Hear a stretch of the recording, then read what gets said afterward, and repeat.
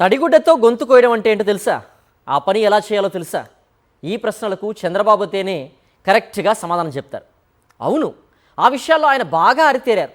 తన స్వార్థ రాజకీయాల కోసం ఎవరినైనా బలిస్తారని మరోసారి తేల్చి చెప్పారు. ఇప్పుడైతే ఏకంగా ఒక ప్రాంతానికే వెన్నుపోటు పొడిచిన కుట్ర తెలంగాణ అసెంబ్లీ సాక్షిగా బట్టబయలైంది.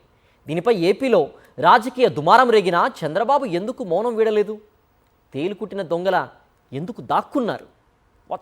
నమ్మిన వారిని నమ్మకంగా ఎలా నట్టేట ముంచవచ్చో చంద్రబాబుకు తెలిసినంతగా మరెవరికి తెలియదు. తెలంగాణ అసెంబ్లీ సాక్షిగా ఈ విషయం బయటపడేంత వరకు మూడో కంటికి కూడా ఈ విషయం తెలియలేదంటే ఎంత నమ్మక ద్రోహం అనాలి. రాయలసీమ ఎత్తిపోతల పథకాన్ని ఎవరికీ తెలియకుండా ఆయన ఆపేశారు. ఆ ఎఫెక్ట్ కేవలం రాయలసీమ జిల్లాలకే కాదు, పక్కన ఉన్న ఉమ్మడి ప్రకాశం, నెల్లూరు, గుంటూరు, కృష్ణా జిల్లాల మీద కూడా పడబోతోంది. తన శిష్యుడు రేవంత్ రెడ్డి రాజకీయ ప్రయోజనాల కోసం చంద్రబాబు తన స్వస్థలాన్ని ఎడారిగా మార్చబోతున్నారు. వైఎస్ జగన్ హయాంలో తీసుకువచ్చిన రాయలసీమ ఎత్తిపోతల పథకాన్ని పూర్తిగా ఆపేయించారు. రాజోలి, జలధరాసి రిజర్వాయర్లలో కనీసం తట్టెడు మట్టిని కూడా ఈ 19 నెలల్లో చంద్రబాబు సర్కార్ ఎత్తిపోయలేదు. కుందు ఎత్తిపోతల పథకాన్ని ముందుకు కదలనీయకుండా అడ్డుకున్నారు. గాలేరు నగరి పనులు ఆగిపోయాయి. దీనిపై రాయలసీమ ప్రాంత రైతులు తీవ్రంగా మండిపడుతున్నారు.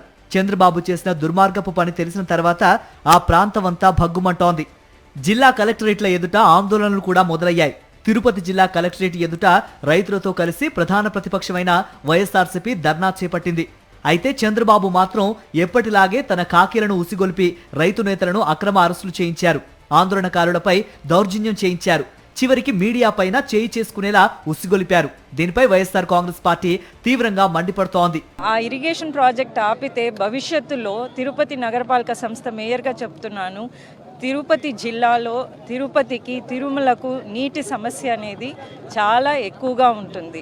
కాబట్టి ఈ సమయంలో ప్రతి ఒక్కరు రాయలసీమ ప్రాంతంలోనే కాదు, శ్రీవారి భక్తులు ప్రపంచమంతటా ఉన్నారు.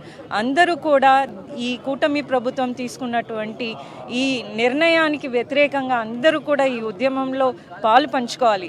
రాష్ట్ర భవిష్యత్తుకు పూర్తిగా తూట్లు పొడిచే విధంగా రాయలసీమ జిల్లాలతో పాటు ప్రకాశం, నెల్లూరు జిల్లాలకు తాగునీరు, సాగునీరును అందించేటటువంటి రాయలసీమ లిఫ్ట్ ఇరిగేషన్ ప్రాజెక్టు పనులను తెలంగాణ ముఖ్యమంత్రిని సంతృప్తి పరచడం కోసం చంద్రబాబు నాయుడు గారు ఆపేసినట్టుగా వార్త బయటకు వచ్చింది. ఇప్పటి వరకు దాని మీద చంద్రబాబు నాయుడు గారు తేలుగుట్టిన దొంగలాగా మాట్లాడకుండా ఉన్నారే కానీ వాస్తవాలు ప్రజలకు ఏమాత్రం కూడా తెలియజేసేటటువంటి పరిస్థితులు లేరు. చంద్రబాబు నాయుడు గారు పదే పదే రాయలసీమ ద్రోహిగా మిగిలిపోతున్నారు. తాను తొలిసారి ముఖ్యమంత్రిగా చేసిన 1995లోనూ కర్ణాటక రాష్ట్రం ఆల్మట్టి డ్యాం నిర్మాణం చేస్తూ ఉంటే సైలెంట్ గా చూస్తూ ఉన్నారు. ఆ తర్వాత అదే రాష్ట్రం ఇప్పుడు మళ్ళీ ఆ ఆల్మట్టి ఎత్తు పెంచుతూ ఉంటే కూడా మళ్ళీ అదే విధంగా చోద్యం చూస్తూ కూర్చున్నారే తప్ప దాన్ని ప్రతిఘటించనే లేదు. బ్రిజేష్ కుమార్ ట్రిబ్యునల్లో తెలంగాణ, ఏపీ రాష్ట్రాల వాటాల విషయంలో వాదనలు జరుగుతూ ఉంటే చంద్రబాబు ఏపీ తరఫున అత్యంత పేలవమైన వాదనలు వినిపించారు. అంటే తెలంగాణకు మేలు చేకూరేలా వ్యవహరించారు. దీంతో గత నెలల్లోనే వైఎస్ జగన్ నేరుగా చంద్రబాబుకే లేఖ రాసి దీన్ని నిలదీశారు. రాష్ట్ర హక్కులను కాలరాయవద్దంటూ ఆ లేఖలో హితవు పలికారు. అదే అలా ఉండగానే ఇప్పుడు ఏకంగా రాయలసీమ ఎత్తిపోతల పథకాన్ని నిలిపివేసిన విషయం బయటపడింది. ఉమ్మడి ప్రాజెక్టులైన శ్రీశైలం, నాగార్జున సాగర్ విషయంలోనూ తెలంగాణకి ఎక్కువ ప్రయోజనాలు జరిగేలా చంద్రబాబు అలసత్వం వహించారు. 2015లో ఓటుకు కోట్లు కేసులో తెలంగాణ సర్కార్కు సీఎం చంద్రబాబు అడ్డంగా దొరికిపోయారు. దీంతో తెలంగాణ సర్కార్ కల్వకుర్తి ఎత్తిపోతల సామర్థ్యాన్ని 25 నుంచి 40 టీఎంసీలకు పెంచుతున్నా అనుమతి లేకుండా శ్రీశైలం నుంచి రోజుకు 2 టీఎంసీలు తరలించేలా పాలమూరు, రంగారెడ్డి, డిండి ఎత్తిపోతలను చేపట్టినా అప్పట్లో చంద్రబాబు కిమ్మనలేదు.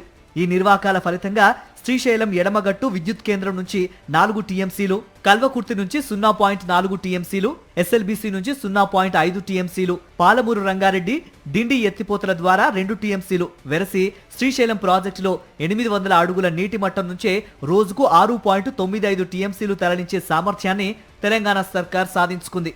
ఇలా చంద్రబాబు అధికారంలోకి వచ్చిన ప్రతిసారి పక్క రాష్ట్రాలకు ఏపీని తాకట్టు పెడుతున్నారే తప్ప ఏపీ ప్రజల హక్కులను కాపాడేందుకు ఎలాంటి ప్రయత్నాలు చేయటం లేదు.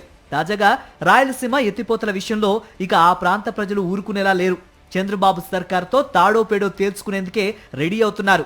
రైతులు, రైతు సంఘాలు, ప్రజా సంఘాలు తమ కార్యాచరణను ప్రకటించేందుకు సిద్ధమవుతున్నారు.